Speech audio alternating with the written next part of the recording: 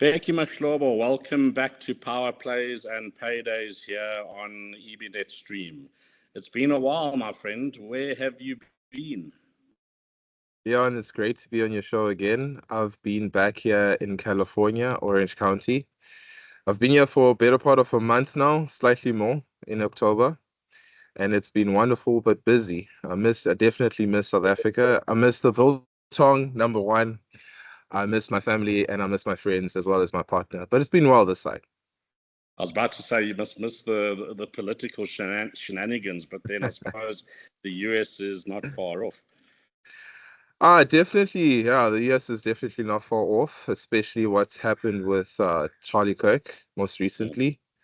Things are a little bit heated this side in terms of political dynamics in the US. Maybe we could touch on that at some other point, but for the most part, I've enjoyed my stay here in the US and also seeing the people that I know this side. Oh, that's good. Bheki, when we ended off our last program, we spoke about getting the economy going, and we spoke about some of the challenges that we were having in terms of our relationship with the US. And the tariffs had just been slapped on us at the 30% level. And you made it the point that it was still possible to get that tariff level down by reaching an agreement with the US, who are very keen to actually do so. Can you update us on where we are and generally what the sentiment is at the moment in the US towards South Africa? Yeah, most definitely. I think a good starting point for your viewers there, Leon, is if we can draw back from the first show that we did. And that was before South Africa was hit with a 30% tariff. This was sometime, I believe, in June or July, thereabout, and then it got extended towards August. At that time, I stated on your show that from the South African side, there wasn't a concrete deal that would see South Africa reach a baseline of about 10%. And really, the broader sentiment there and the thinking which led us to make that call has been the same even right now. From that point, South Africa was hit with a 30% tariff, among the highest of the list that the White House released, as well as the highest in sub-Saharan Africa. And that's largely due to the strategic planning from the South African side, which has largely been lacking. The prospect for a deal, let's say there's two parts that we can see here, is that we can see a tariff deal that could come to a baseline of 10%. But what really South Africa needs is a vast investment deal that would move the dial on fixed investment in the country, and out of that, economic growth, and out of that, job growth and creation in the country. What we've seen over the recent weeks is that there has been talks between the South African side as well as that of Washington, D.C., and we have seen that the prospects of reaching a deal to reduce South Africa's tariff level to 10% is possible. There's prospects of that happening. However, as the weeks have progressed, our assumption was with the meeting of delegates in the United Nations about 2 weeks ago from the South African side as well as the American side, and there were conversations that were had at that point. But from then until now, those prospect of a deal South Africa's tariff level reducing has weakened.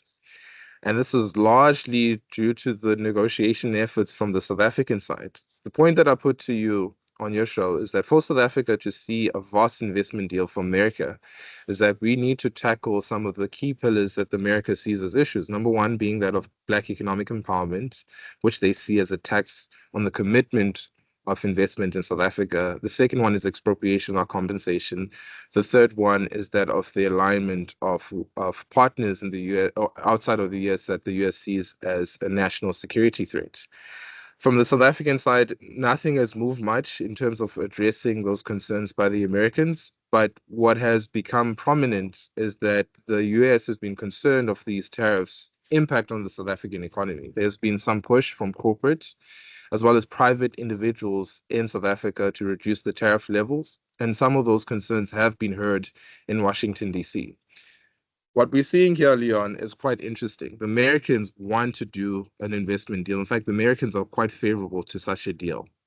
But from the South African side, they haven't been coming to talk to the Americans. In fact, this week they were invited for a dinner by the White House, and the South African officials did not attend that dinner. And it really shows you that they're not willing to actually have discussions on large investment deals that would see South Africa become a success. That's what we've been seeing here, is that we do see prospects of tariff levels reducing, but those prospects weaken week by week, largely due to the foot dragging from the South African side. But Becky, what I'm hearing is that as a result of these interventions, that the Americans have softened a little bit in terms of their stance and are keen to get something done. But we haven't, from what you've said, really given in on anything. Yes. It doesn't sound like we're any negotiating whatsoever off the base that we were at. And then if you mentioned this dinner, was this a dinner where the South Africans alone were invited, or was this a sort of a broader get-together of people? So this was a dinner honoring Gary Backer. I think it's Gary Backer. He's a golfer. I don't watch too much golf. Gary Player. Gary Player. Thank you for the correction. You can see there that I don't watch too much golf. But essentially, what's quite remarkable about South Africa is that we have quite an excellent expertise of golfers and rugby players. And this was a dinner honoring this particular individual for this dinner. And the White House was there, the National Security Council was there, and as well as a few key individuals were there. And out of that, an invite was sent to the South African side to actually come to this dinner.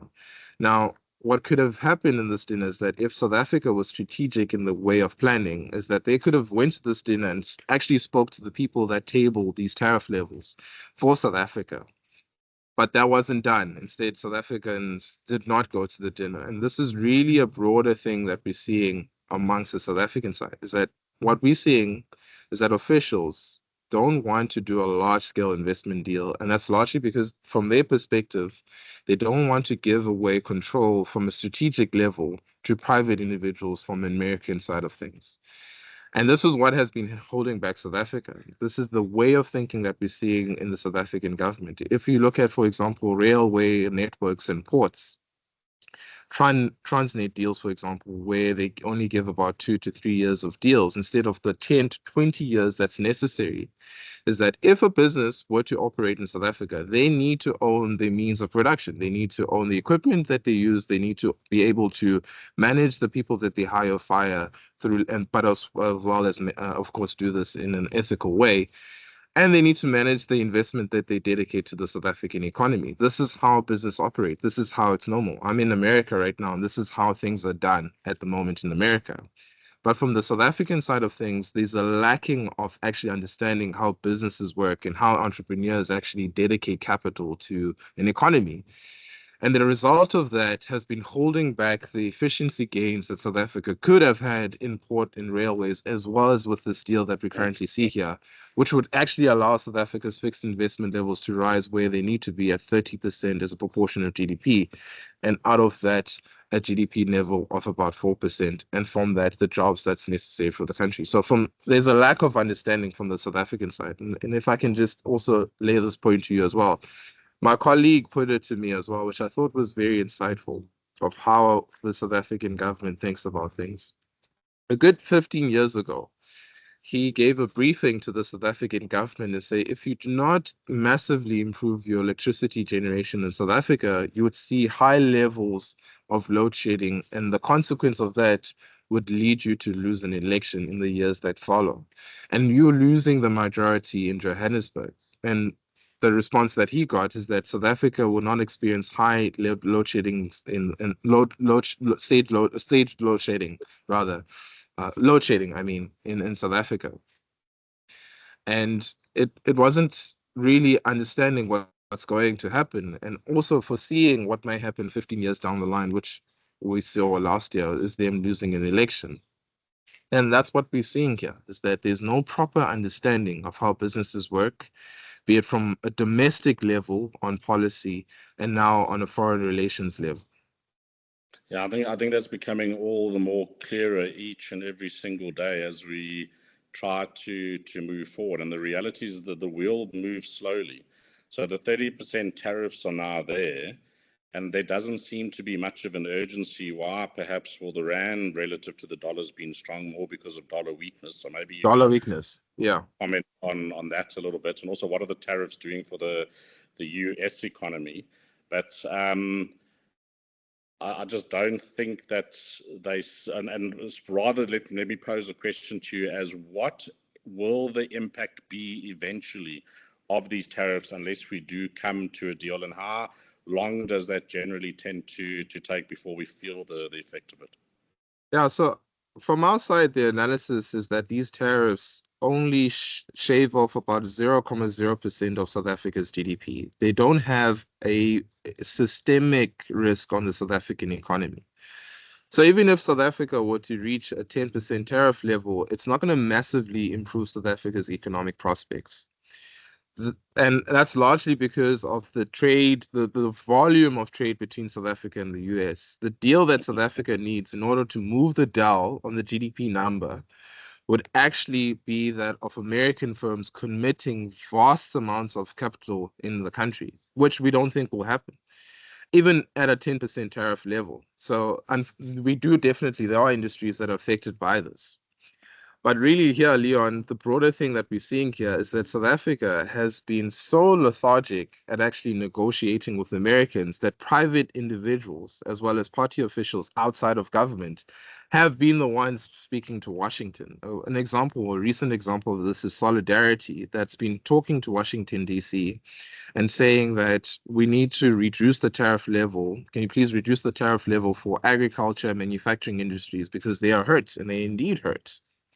And the response by the South African government has been that this is undermining that of South African government. But really, what's really undermining the South African economy has been that of the South African side of actually not negotiating with Americans, because out of that, you don't have that investment level that's But part required. of it's almost ego and pride, because it's a case of saying, I'm not going to negotiate on BEE, I'm not going to negotiate on the Expropriation Act and so on. Why? Because we're not going to be bullied, essentially. But what the Americans are trying to do, from my interpretation, is they're trying to open up the Yes. opportunity for themselves to commit. They just don't want to be penalized through that process. Yet we are closing or shutting that door in their face for Yeah. some psychological reason, and maybe it's got something to do with the past and apartheid. And I've had some guys say that to me about we should not allow ourselves to be bullied, but it's quite I don't know, naive is the right word.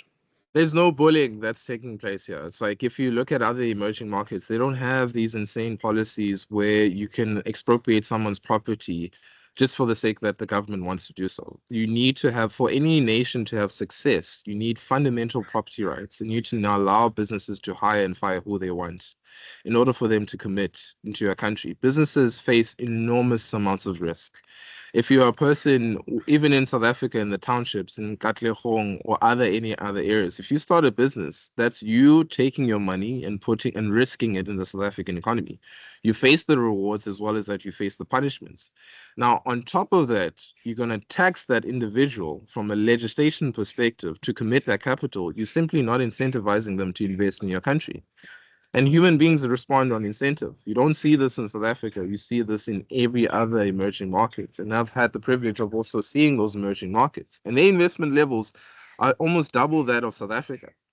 These are sensible policies. This is not bullying by the Americans. America, in fact, is telling South Africa to do what those other countries have been doing in order for them to invest.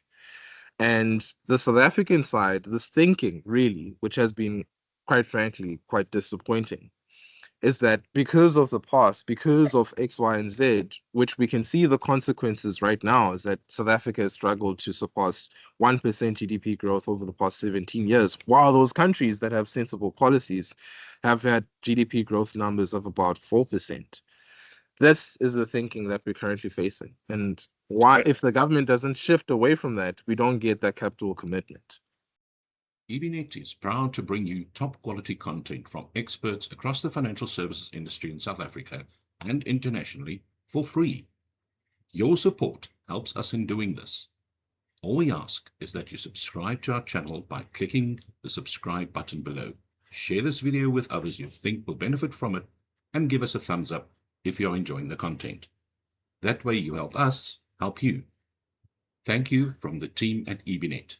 For more great content, please visit www.ebnet.co.za. Yeah, so in the meantime, we sit with high unemployment, high crime rates. I didn't have water for, I don't know, 2 days or whatever, a little while ago. Water pouring down the streets outside the estate that I live in over here, so complete wastage going on and so on. So it's coming home to roost. You can actually feel it in South Africa at the moment. The concept of BEE, everyone is just shrugging their shoulders, that kind of thing. So I think the ANC has lost touch, if they were ever in touch at any point in time, and they are going to suffer. And the DA has been quite clever, I think, putting Helen Zille now forward as the mayor of Johannesburg, and she's been quite active and out on a roadshow to start building up support in that regard. She's an interesting character because I struggle to, like or not like her. I'm always trying to work out where I sit with her, but she is efficient and she's competent. I think people are saying that's what they need now. So what are your views on the Helen Zille candidacy, and how's that polling at the moment? I think it's important to actually look at the demographics of the city of Johannesburg. It's quite interesting. What you have in Johannesburg is the meeting of what we view as the two biggest voting blocks in the country. The first block is the aspirant middle income class in South Africa. These are individuals that have left rural parts of South Africa to seek employment opportunities in the city of Johannesburg. These are people like myself, for example, where I have family in the Eastern Cape, but largely due to the basic service delivery, the decline of basic service delivery in that province, as well as in the village that I'm from, there's no opportunity. So I left that area, as well as millions of other South Africans, to meet in the city, in the metropolitan area of Johannesburg. And within that metropolitan area, you also have your established middle income class individuals. These are people that are fairly well off, fairly established, well educated. But these two groups, even though they are distinct when you look at the demographics, one established, one aspiring, they both want the same thing. That's quite remarkable. And what they want is service delivery. A trend, if you look at historical analysis of the ANC, is that they actually perform quite lower than their national performance in local elections. And because in local elections, firstly, you have a lower turnout, but what's most important for voters in local elections is that they want service delivery. If I may look at my notes here just for a second, in 2016, if we look at the ward voting patterns, the DA achieved nearly 500,000 votes in 2016. Fast track that to 2021, that number declined to about 240,000. And that's largely due to the introduction of Action SA that was making inroads in the city of Johannesburg, as well as other areas. In 2016, the ANC achieved nearly 560,000 votes, ward votes. In 2021, their support levels declined to about 313,000. What Helen Zille needs to accomplish come the next local election is an outright majority win. And the reason for this is that for her to be able to arrest that decline in service delivery in that province, she needs to be the one in control. She doesn't need to partner with these small parties that may be a roadblock in the policies that she wants to implement. And that's still a long way to get there. But currently, if you look at DA's internal polling, is that the ANC has actually been performing quite disappointingly in that metropolitan area. And the MK has been making quite a lot of inroads. So for them to actually win the local elections come the next 2 years in 2027, early 2027 thereabouts, is that they need about 500,000 votes, which is the same outcome they achieved in 2016. So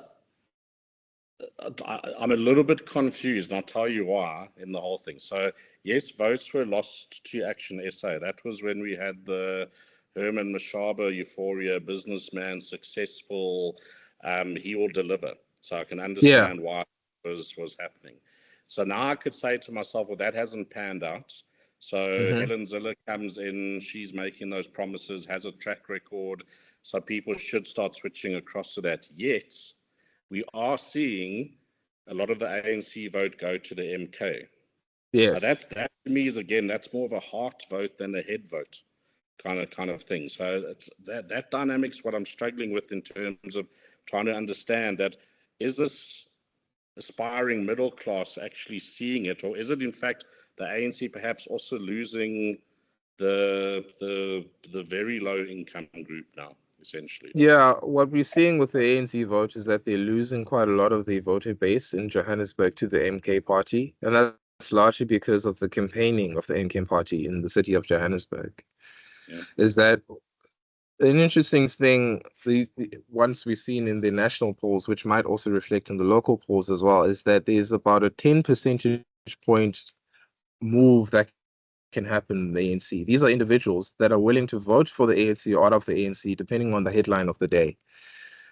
And what the MK has been quite successful in doing is the image of Jacob Zuma. In him being exiled within his party, that's a feeling that a lot of ANC supporters feel, is that their own party has neglected them. And this is particularly important when you're looking at basic service delivery. A point that needs to be mentioned is that if you're a middle income class individual staying in the city of Johannesburg, I have family members staying in Johannesburg, and the most sad thing that they've put to me is that their property values over the past 10 years thereabout hasn't moved much. And that's quite important. That's a very interesting insight, because if you're that individual that sits in that income bracket, one of the primary ways that banks measure your wealth, or that any other financial institution measures your wealth, is that of your property that you own. And if that hasn't appreciated over the past 10 years, you've largely remained the same. Compare that to Cape Town, where the property prices has massively improved. And that's largely due to the fact that they're not doing anything that's massive. They're just managing to balance the budgets and delivering on basic service delivery. For a lot of those individuals, they are very favorable to any individual that will improve basic service delivery. Right now, the answer does look to be that of Helen Zille, because she does have a good track record in the city of Cape Town when she was the mayor. And the DA as a party has a good track record in Cape Town as well. So if you take that and you put that in Johannesburg, and she manages to be quite successful, and it's very important that it's Helen Zille, because she's very tough. And for a lot of people, they were simply not willing to vote for Helen Zille. So if she is that individual that reverses the trends that's been happening in that particular metro on basic service delivery, that would be a massive win for the Democratic Alliance, not only in the local elections in the years that follow, but also the following national election, because it will chunk a lot of the ANC voter base. These are individuals that continue to vote for the ANC because from their perspective, they saw no other party. They voted for the MK largely due to the image of Jacob Zuma, but should she actually deliver on basic service delivery and actually campaign to win that outright majority and deliver on basic service delivery, this would trigger a massive change within the voting demographics of the ANC. But we're facing the perfect storm, because we have what we have right now around disillusionment around service delivery. We have specifically Joburg being a focus, and that's where it has always been a stronghold, I suppose, for the ANC. You've now got Helen Zille coming in cleverly around that. You've got MK lobbying significantly. But now we've also got the Madlanga Commission and what's coming out through all of that. And we had the Tembisa hospital scandal that came to the fore this week. And I just see these things right now. And it's interesting, I've noticed a change in the tone from Fikile Mbalula in his couple of interviews that he's been doing over the past couple of days, where he's trying to totally separate the ANC from anything corruption-wise and so on. And I mean, I don't know how that's in any way possible, but he's trying his very best to ultimately do that. And the public's not going to fall for that. I mean, right now, it seems to me that there is and it's not just an ANC thing. South Africa has developed a culture of corruption. It's a culture of entitlement that guys are sitting with. I mean, just this morning I woke up and I've actually been feeling quite depressed today because it's a guy that I know, that I've interacted with in the market, that's now been suspended from the role as Chief Investment Officer at the PRC. So again, we don't know whether he's guilty or not. I mean, he's been suspended based on a whistleblower report. But again, it's another scandal. The PRC just came off the whole Iqbal survey and second Jalo issues and stuff like that. So there seems to be that's the way to do things. And ultimately, the ANC has been the leadership. They've been the ones to set the tone, and guys have been feeding at the trough. And that's become the norm now, and it's a rot that is within society. It's the same. The other day I got pulled off by one of the traffic police, and everything was absolutely fine. My licenses, everything. Couldn't find a single thing that was wrong. He still tried to bribe me. And I found it quite funny because I was like, but dude, there's nothing wrong. And he said, oh, but come on, it's my birthday. So he was still trying to get something out of it. And that's what we've become. And that cannot continue. And I think all of these things that are going on is now the final nail, as I see it. So you have a look at this week as well, and I found it quite astounding. You had Lieutenant General Khumalo going through all of these WhatsApp messages between Kat Mklala and Brian Mkhotsi and the Minister Senzo Mkhunu. And exposing all of that. And you're thinking to yourself, I'm watching this and thinking, gee, good for him that he's coming forward and so on. This is the same guy that appointed that lady from BMW, who's the niece of one of the other generals, as a favor to the general. And you think, no, that's... So you sort of like think, well done, pal, but why did you do that? I don't know what your thoughts are. So, like, an interesting thing, I usually like to comment on what I see on trends and polling numbers. An interesting thing that we've seen, so I sit on the board of the Social Research Foundation, and we poll regularly on South Africans. And one of the key things that we've seen in the recent poll, well, the key thing that I've seen as well, is that when we ask them which party is best known for breaking promises, a majority of South African voters would say that's the ANC. Amongst ANC supporters, ANC voters, they say that's our party. Our party is best known for breaking promises. And on points on BEE as well, about 70% of South Africans view BEE as a policy that has failed majority of South Africans, and only as a policy that has enriched politically connected and elite South Africans.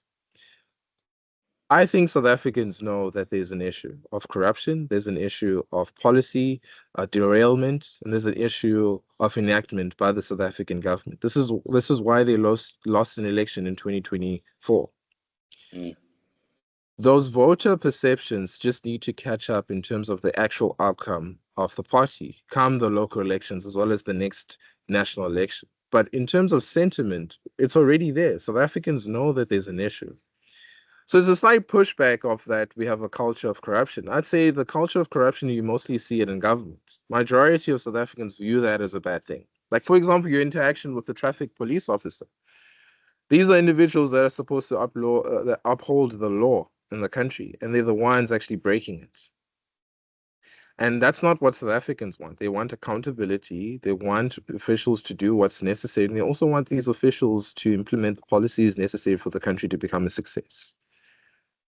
And the ANC is being greatly punished for that, for the headlines that you're seeing with the commission, for the headlines that you're seeing within policing.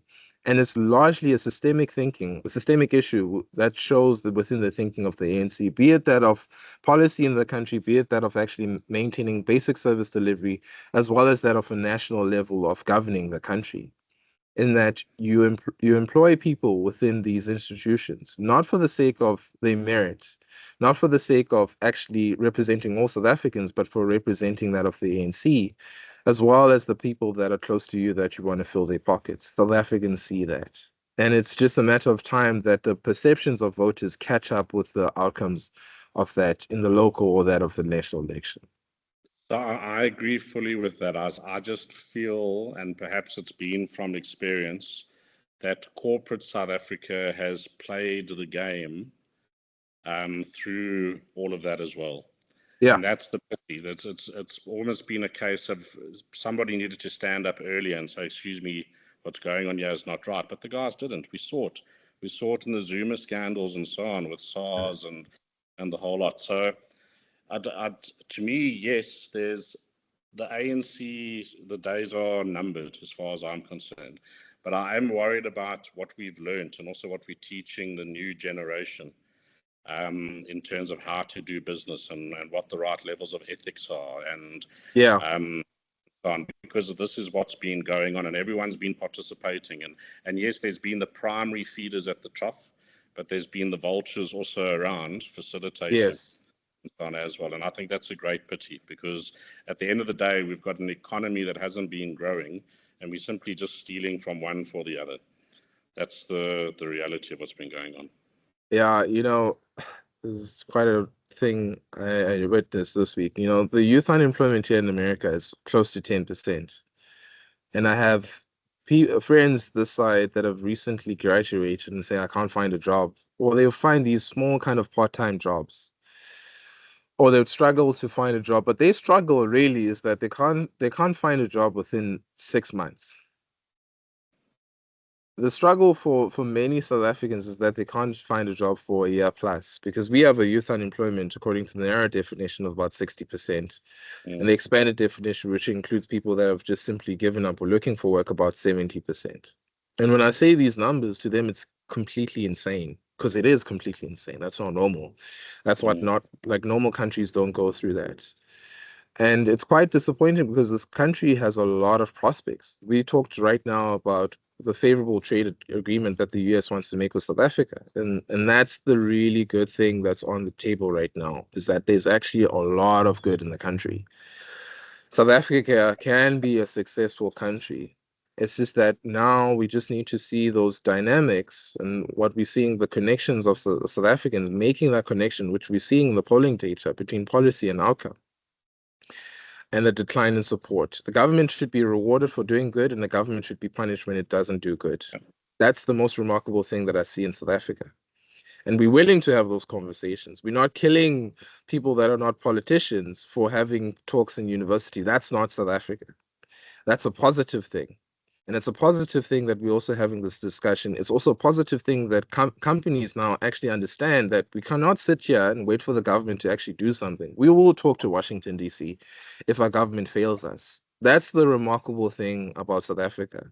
Yes, it's a struggle. It's a hole. It's a deep hole that we need to get out of, that we've been seeing for more than a decade. But it has led us to have this toughness, be it that from a local level or household, but that now being that from a corporate level. And that's quite remarkable, is that we have enclaves now, not only in your wealthy establishment. 2 weeks ago, I'll tell you just an example for myself. My mother, she stays in Katlehong. I'm not going to say exactly where. But just out of private individuals in this black neighborhood, middle-class black individuals started putting cameras in local roads coming to in their homes, as well as people patrolling at 4 a.m. in the morning, from about 1 a.m. to 4 a.m. in the morning. And while I was here in America about 3 weeks ago, I got a chap calling me and say, hey, listen, there's this black car, Mercedes-Benz, that's parked in front of your house. I don't know who this is. And I called my mother. My mother pressed the panic button for ADT. Within 10 minutes, someone came and said, like, what's going on? And that person patrolling through a camera with street light apprehended that person, which was a getaway car for people trying to steal a VW Polo. Within 10 minutes, that happened. If I tried to call the police, I don't think that would have been done until the next day. That's happening in black areas. And that's the remarkable thing about South Africa, is that we're simply not sitting on our hands and doing nothing. There are these things that are happening. Of course, they need to happen at a greater scale. But I would say that's quite the success of South Africa. And it's these positive things that we like to look at. And we see those trends continue to grow.